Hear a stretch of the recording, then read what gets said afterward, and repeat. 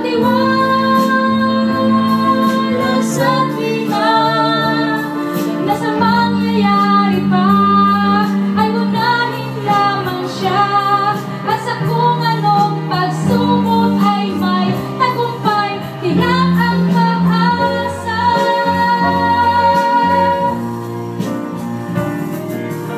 At sa kung sa buhay mo ay huwag pangambahan, ang kanyang mga pangako ay iyong panghawakan.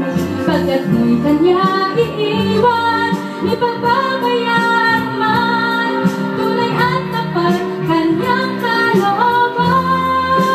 Kahit ano ang kalagayan, sa hirap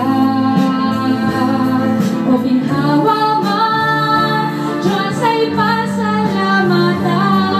Pagkat tunay niyang alam kung ano ang kailangan at hindi ang nais lang. Huwag pagtakhan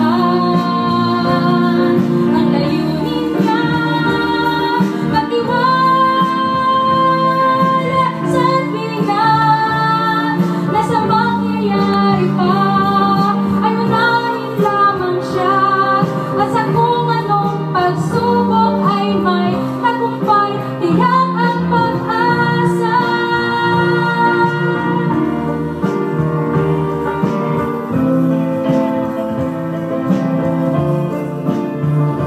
Diyos ay pasalamatan, pagkat tunay niyang alam kung ano ang kailangan at hindi ang nais lang.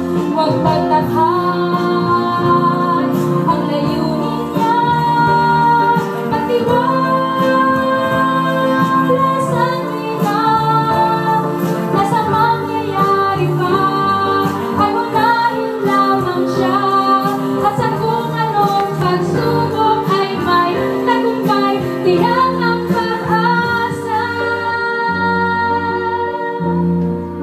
Tunay nga po ng pag-asa po natin ay sa Panginoon naman, sa Diyos po ang patuloy.